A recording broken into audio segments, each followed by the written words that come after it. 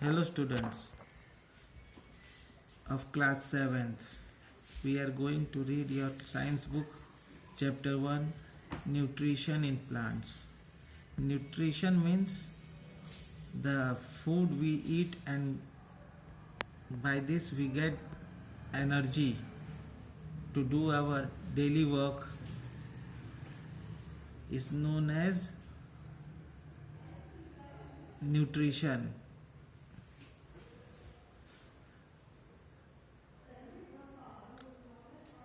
Nutrition is necessary for all living beings. Nutrition हर जीवित प्राणी के लिए आवश्यक है.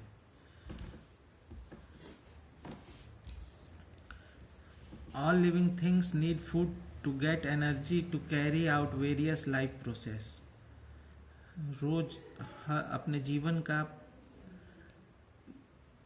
पूरा काम करने के लिए, रोज का काम करने के लिए हमें किस चीज़ की ज़रूरत है? एनर्जी की. Nutrition, respiration, circulation and excretion are important life process of all of us.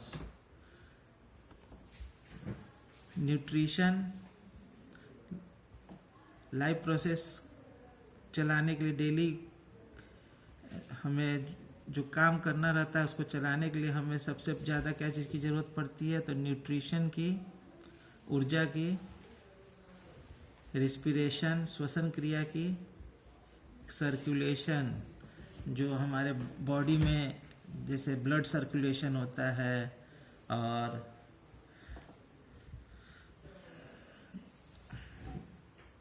उस ब्लड के साथ में जितनी भी डाइजेस्टेड फूड सर्कुलेट होता है, ये सर्कुलेशन कहलाते हैं. And excretion are important life process. और जो एक्सक्रीशन, जो लास्ट में जो वेस्ट प्रोडक्ट बचता है जो हम अपने शरीर से बाहर निकालते हैं, वो एक्सक्रीशन कहलाता है. Are important life process for all of us. ये हमारे जीवन के लिए इम्पॉर्टेंट लाइफ प्रोसेस है. We shall study about the nutrition in this chapter. इस चैप्टर में हम केवल न्यूट्रिशन के बारे में पढ़ेंगे, जो चीज़ हम भोजन करते हैं और ऊर्जा प्राप्त करते हैं. Nutrients and nutrition. Nutrients and nutrition means जो चीज़ें हम खाते हैं न्यूट्रिशन पाने के लिए उनको न्यूट्रिएंट्स कहते हैं, और जो ऊर्जा हमें मिलती है उसको न्यूट्रिशन कहते हैं. The components of food such as carbohydrate, protein, fats and vitamins are essential for our body. और जो न्यूट्रिशन के जो कंपोनेंट्स हैं, जैसे कार्बोहाइड्रेट है, प्रोटीन्स हैं, फैट्स हैं और विटामिन्स हैं, जो हमें अलग अलग तरीके से हमारे बॉडी को मेंटेन रखते हैं. ये हमारे लिए क्या एसेंशियल है हमारे बॉडी के लिए. These components of food are called nutrients. और ये जो कंपोनेंट्स हैं फूड के, ये क्या कहलाते हैं? न्यूट्रिएंट्स कहलाते हैं. Which provide nourishment to our body.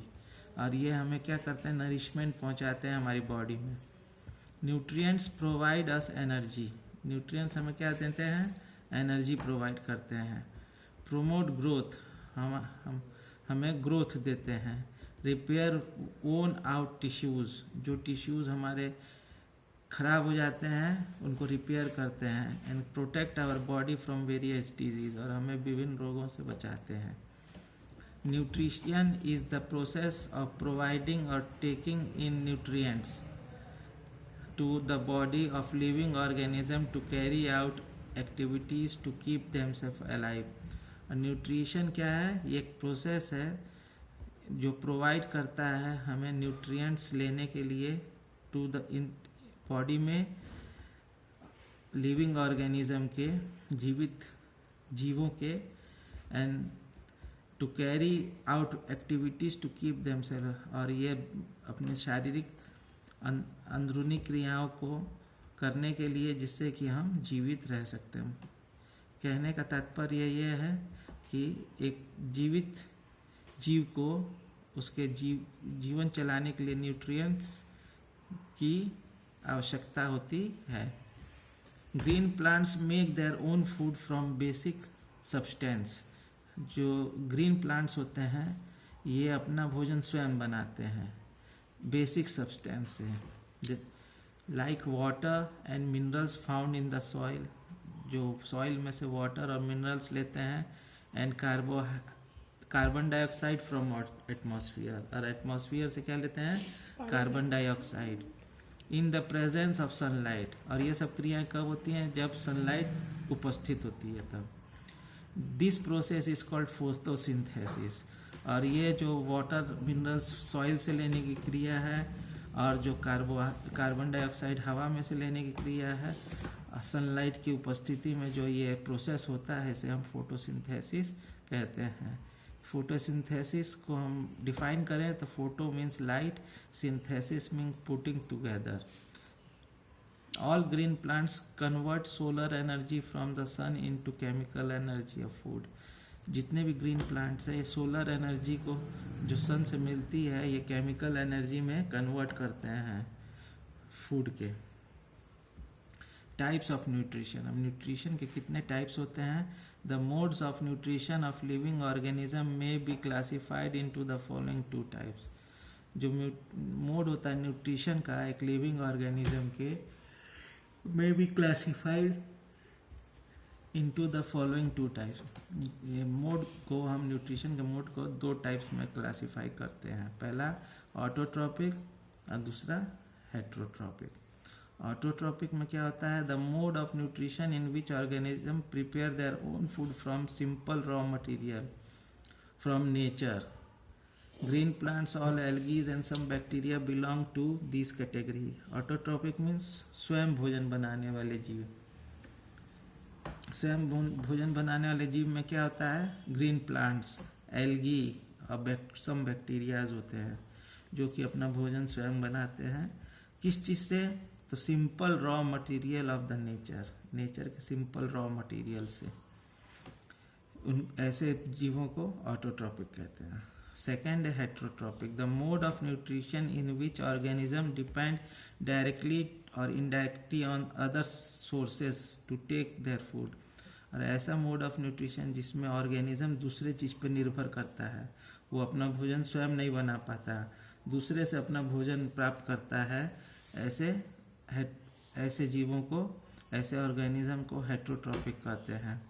और वो सोर्स, दिस सोर्स में भी प्लांट और एनिमल, और जिससे वो भोजन प्राप्त करता है जीव, वो चाहे प्लांट हो चाहे एनिमल हो, दोनों में से कोई भी हो सकता है। और ऐसे प्लांट और एनिमल जिस पे ये जीव निर्भर करता है वो क्या खाते हैं, तो that eat plants.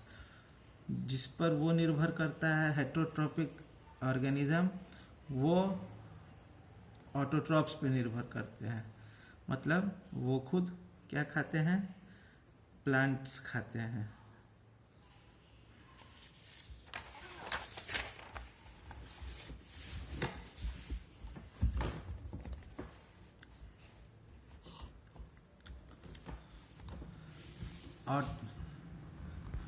Autotrophic nutrition. Autotrophic nutrition means organism which make or synthesize their own food from simple raw materials are called autotrophs. Organism that synthesize, जो बनाते हैं their own food, अपने भोजन को फिर from simple raw material, साधारण raw materials से, इनको क्या कहते हैं, ऑटोट्रॉप्स कहते हैं। जैसे प्लांट्स है, सॉइल में से क्या लेता है, मिनरल्स लेता है और वाटर लेता है, एटमॉस्फेयर में से कार्बन डाइऑक्साइड लेता है और सन से हीट एनर्जी लेता है और उससे क्या बनाता है, फूड बनाता है। तो ऐसे प्लांट्स को हम ऑटोट्रॉप्स कहते हैं। And this mode of nutrition is called autotrophic nutrition. और इस तरह से भोजन बनाने के तरीके को ऑटोट्रॉपिक न्यूट्रिशन, इस तरह से न्यूट्रिशन प्राप्त करने वाले तरीके को हम ऑटोट्रॉपिक न्यूट्रिशन कहते हैं। As they can prepare their food from raw inorganic materials, जैसे कि वो लोग क्या कर सकते हैं, इनऑर्गेनिक मटेरियल से अपना भोजन बनाते हैं, जैसे carbon dioxide and water. They are also known as producers. इसीलिए इनको हम प्रोड्यूसर्स भी कहते हैं। Autotrophs range from simplest green plant like algae and to complex form like the large branch trees. Autotroph range जो है ये सिंपल ग्रीन प्लांट से लेकर लार्ज ट्रीज तक आते हैं इसमें। Insight algae are simple plants that grow in water. Algae जो सबसे छोटा ऑटोट्रॉप्स होता है वो एल्गी होता है, जो क्या होता है पानी में होता है, जिसको हम काई भी कहते हैं हिंदी में। दे मे रेंज फ्रॉम सिंगल सेल्ड, ये सिंगल सेल्ड भी हो सकते हैं जिसको क्लेमोडोमोस मोनास कहते हैं, तो टॉल सीड वीड। और दूसरा ये एल्गी सब बड़े से बड़ा टॉल सीवीड होते हैं। They contain the green pigment, इनमें ग्रीन रंग का एक तत्व पाया जाता है पिगमेंट, जिसको हम क्लोरोफिल कहते हैं। सो दे कैन फोटोसिंथेसिस, और यही ग्रीन पिगमेंट के कारण वे क्लोरोफिल के कारण वो क्या कर सकते हैं, फोटोसिंथेसिस कर सकते हैं। Leaves the plants food factories, leaves को हम क्या कहते हैं, प्लांट्स की फूड फैक्ट्री भी कहते हैं। Green leaves are called the kitchen of the plant, green leaves जो होते हैं उसको हम किचन ऑफ द प्लांट भी कहते हैं। As in the cells of these leaves there are tiny structure of chloroplast, जैसे कि इस जो ग्रीन लीव्स होते हैं उनमें क्या होते हैं, हर सेल में क्या पाए जाते हैं, तो क्लोरोप्लास्ट पाया जाता है। Chloros means green, where food is made by the process of photosynthesis, और यही क्लोरोप्लास्ट में फूड प्रिपेयर होता है फोटोसिंथेसिस के द्वारा। The chloroplast contain a green pigment, chloroplast में क्या होता है, ग्रीन पिगमेंट होता है जिसको हम क्लोरोफिल कहते हैं। That makes the leaf look green, और यही क्लोरोप्लास्ट में जो क्लोरोफिल होता है इसी के कारण हमें पत्तियां हरी दिखाई देती हैं। Chlorophyll absorbs the solar energy and convert it into chemical energy, chlorophyll क्या करता है, एब्जॉर्ब करता है क्या, जिसको सोलर एनर्जी को and convert into chemical energy में चेंज करता है। The following equation represent photosynthesis, और इस इक्वेशन को सोलर एनर्जी को केमिकल एनर्जी में कन्वर्ट करने की प्रोसेस को हम फोटोसिंथेसिस कहते हैं। उसका equation the following equation represent photosynthesis, CO2 carbon dioxide plus H2O water in presence of chlorophyll and sunlight, it gives us C6H12O6. It means glucose plus O2 means oxygen. The equation need not be balanced at this level. इस level पे equation को balance नहीं किया जा सकता, ये आप आगे की क्लास में पढ़ेंगे। Conducting tissues are called vascular tissues and are double pipelines throughout the plant body. These are of two types: xylem for carrying water and minerals from root to leaves to prepare food, and phloem for carrying prepared food from leaves to other parts of the plant. इसमें क्या होता है, conducting tissues, चीज़ों को ढोने वाली जो tissues plant में होती हैं इसको वैस्कुलर टिश्यूज़ कहते हैं, और ये क्या होती हैं, डबल पाइपलाइन के रूप में होती है पूरे प्लांट में। जैसे अपने घरों में टंकी में पानी रहता है, एक पानी चढ़ाने वाला टंकी भरने वाला पाइप होता है, एक टंकी में से पानी पूरे घर में सप्लाई करने वाला पाइप होता है, वैसे ही प्लांट में भी ऐसी टिश्यूज़ कोशिकाओं की बनी हुई वैस्कुलर टिश्यूज़ की बनी हुई दो पाइपलाइन होती हैं, जो कि एक का नाम है जाइलम और दूसरे का नाम है फ्लोएम। जाइलम का काम क्या होता है, तो जाइलम कैरी करता है मिनरल्स और वाटर को पूरे टिश्यू, हर लीफ की हर टिश्यू में, और जब वहाँ पर फूड प्रिपेयर हो जाता है क्लोरोफिल की उपस्थिति में, तो वहाँ से फिर से जो बना हुआ फूड है पूरे हर बॉडी पार्ट में प्लांट के आता है, वो किसके थ्रू आता है, तो फ्लोएम के थ्रू पूरे बॉडी पार्ट में जाता है। For photosynthesis, the leaves need water from the soil and carbon dioxide from the air. Water and minerals are absorbed from the soil by the roots, carried to the stem and finally to the leaves through water conducting tissues called xylem vessels. क्या होता है, photosynthesis के लिए leaves को water चाहिए जो कि उसको सॉइल से मिलता है, कार्बन डाइऑक्साइड एयर से मिलती है, और water and absorbed minerals are absorbed from the soil by the roots, carried to the stem and finally to the leaves through water conducting tissue called xylem vessels. Water and minerals are absorb from the soil by the roots. जितने भी water and minerals होते हैं ये absorb होता है soil से, जो roots carry करता है. Water and minerals are absorb from the soil. जितने भी वाटर और मिनरल्स होता है absorb from the soil by roots carried to the stem. सब जितने भी वाटर और मिनरल्स होते हैं एब्जॉर्ब होते हैं रूट्स के द्वारा, स्टीम में जाते हैं और फाइनली ये सब लीव्स में पहुंचते हैं. ये सब चीज़ें किससे उसके द्वारा होती हैं, तो इन कंडक्टिंग टिश्यूज़ के द्वारा होती हैं जिसको हम जाइलम वेसल्स कहते हैं. These vessels are present throughout the plant body. और ये जितने भी वेसल्स होते हैं ये पूरे प्लांट बॉडी में होते हैं as series of water pipes from roots to leaves. और ये एक सीरीज वाटर पाइप्स के रूप में होती हैं पूरे प्लांट बॉडी में टू लीव्स तक. Small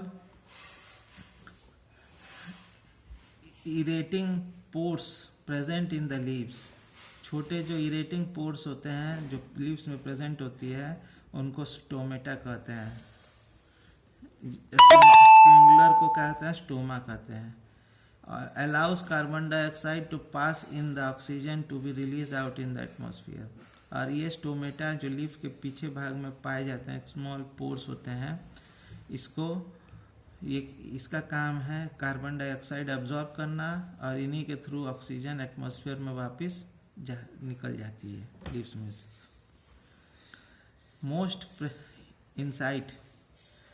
mostly present on the under side of leaves. Stomata are minute openings. Each stomatal apparatus has an opening. The stoma bounded by two bean-shaped guard cells and several epidermal cells. जो stomata जो होता है ये दो सीम के बीच की तरह से होता है जिसमें से बीच में से छोटी ओपनिंग होती है और इसी में से एयर पास होती है. चाहे वाटर वेपर भी होता है तो इसी से पास होता है. An opening stomata during the day. Internal structure of the leaf. A leaf adapts to perform photosynthesis. Can we imagine an earth without green plants and no photosynthesis? हम ऐसा पृथ्वी का कल्पना कर सकते हैं जिसमें ग्रीन प्लांट नहीं हो और कोई फोटोसिंथेसिस नहीं हो. In the absence of photosynthesis, there would no living organism on the earth would be as barren place. Photosynthesis के एब्सेंस में कोई भी ऑर्गेनिज्म अर्थ पे नहीं मिलेगा और ये एक बंजर भूमि की तरह हो जाएगा. Thus photosynthesis is important in the following ways. इसलिए फोटोसिंथेसिस निम्न तरीके से इम्पोर्टेंट है. It is the ultimate source of food and energy for all living organism. ये क्या है, एक अल्टीमेट सोर्स है, एकमात्र सोर्स है फूड और एनर्जी के लिए हम लिविंग ऑर्गेनिज्म के लिए. Oxygen released into the atmosphere is a life supporting gas. जो ऑक्सीजन हमारे पृथ्वी पर मौजूद है ये लाइफ सपोर्टिंग गैस है, इसके बिना जीवन संभव नहीं है. The process helps in maintaining balance between oxygen and carbon dioxide. और यही जो फोटोसिंथेसिस का प्रोसेस है ये बैलेंस मेंटेन किए रहता है कार्बन डाइऑक्साइड और ऑक्सीजन में इन एटमॉस्फेयर, हमारे वातावरण में. Let us perform the following activity to test the presence of starch. अब हम देखेंगे कि हमारे लीव्स में स्टार्च होता है कि नहीं. इसके लिए हम एक एक्टिविटी करेंगे। To test the presence of starch in leaves. हम प्रेजेंस स्टार्च की कैसे करेंगे, तो हम क्या करेंगे इसके लिए, minerals required, materials required, green leaves चाहिए हमें, beaker, tripod stand, burner, test tube, alcohol, iodine solution, tap water and petri dish. Pluck a heat healthy green leaves of a plant which was kept in sunlight. Boil it in water contained in a beaker for about 4 to 5 minutes. This will make the leaf soft and stop any further chemical changes in it. Put the leaf in the test tube containing alcohol. Place the test tube in the beaker of boiling water. The alcohol will bleach the leaf and make it free from chlorophyll.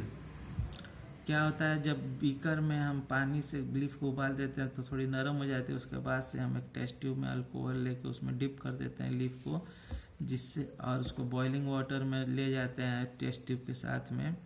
तो alcohol गर्म होने पर leaf में से जितना green pigment होता है वो निकल जाता है, लीफ ग्रीन कलर उसका उड़ जाता है, लीफ ग्रीन कलर की अब नहीं रह जाती है। Place the test tube beaker in the volume of the alcohol bleach leaf and make it free from chlorophyll. Wash the leaves in water. अब उस बेरंग लीव्स को वाटर से धो लीजिए। Place in petri dish. अब एक खाली डिश में रखिए उसको, उसमें few drops of iodine solution डालिए। The leaf turns blue black. तो आप देखेंगे लीफ का कलर ब्लू ब्लैक हो जाएगा। तो we know that when the object turns it colour in blue black, it shows that by putting iodine solution on it, so it shows that there is starch in it. The leaves changes into blue black color due to the presence of starch in it. This activity shows that the starch is present in leaves. All green plants prepare food as glucose. सभी green plant अपना food किस रूप में prepare करते हैं, glucose के। A type of carbohydrate. Glucose क्या एक टाइप का कार्बोहाइड्रेट है। They store food as starch, a complex insoluble form of carbohydrate. और ये स्टार्च क्या है, कॉम्प्लेक्स फॉर्म है इनसॉल्युबल कार्बोहाइड्रेट का। These are stored in different parts like root, stem, leaves, fruit and seed. और ये जो है these are stored in different parts. और ये जो स्टार्च है प्लांट के डिफरेंट पार्ट्स में स्टोर होता है। जैसे किसी में ये रूट में स्टोर होता है, किसी में स्टेम में, लीफ में, फ्रूट्स में एंड सीड में। जैसे फ्रूट में एप्पल ट्री में एप्पल में स्टार्च स्टोर होता है, पोटैटो में ये स्टेम में स्टोर होता है, शुगर केन में भी स्टेम में स्टार्च स्टोर होता है, कॉलीफ्लावर में फ्लावर में स्टार्च स्टोर होता है, मैंगो में फ्रूट में स्टोर होता है, नट्स में ये सीड में स्टार्च स्टोर होता है, और कैरेट में रूट में स्टार्च स्टोर होता है। और ये जितने भी स्टार्च वाली चीज़ें हैं जहाँ प्लांट स्टोर करता है, इसको हम एज ए फूड यूज़ करते हैं।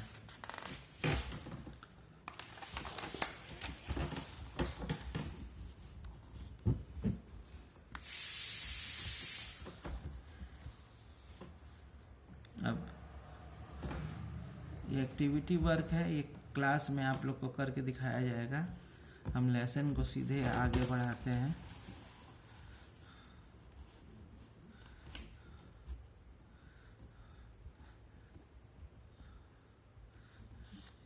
लाइए आपको एक्टिविटी हम दिखा देते हैं एक बार। Activity 2, to show the chlorophyll is necessary for photosynthesis.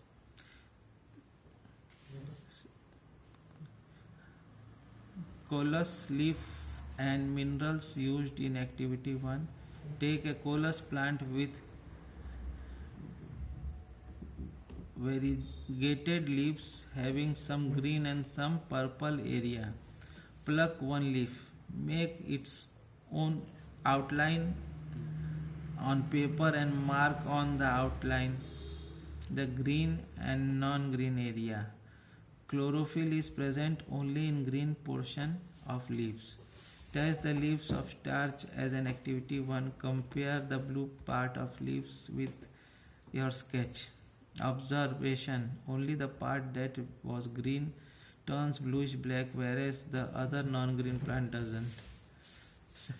Conclusion: this shows that starch is formed only in the green area of the leaf. The other non-green area does not show the starch test. Thus, only green plants of the leaves can prepare food.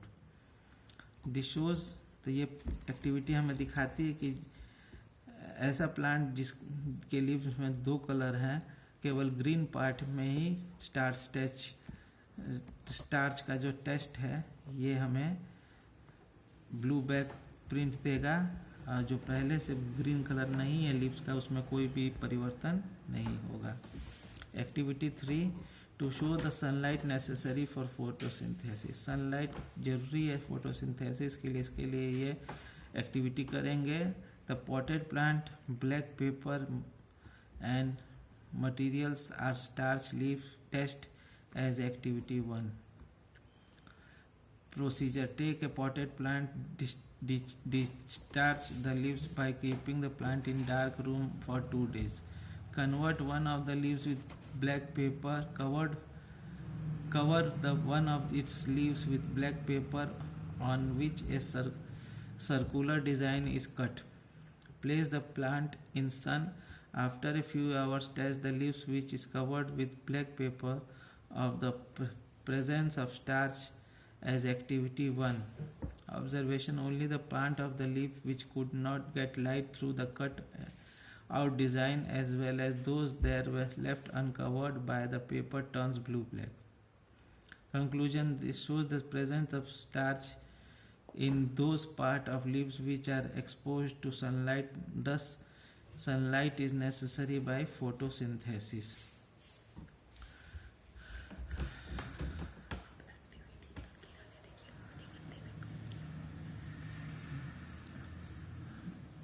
And activity 4. To show that carbon dioxide is necessary for photosynthesis. Minerals required: a potted plant, soda lime, a bell jar, iodine solution and dropper. Make a potted plant, discharge the leaves by keeping the plant in dark room for 2 days. Now put the plant in bell jar, add some soda lime in bell jar. Soda lime will remove the carbon dioxide present inside the bell jar.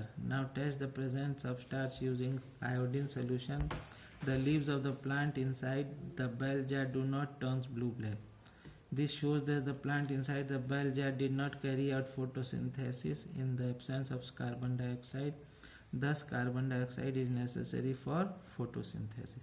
These 3 activities shows the different parts of the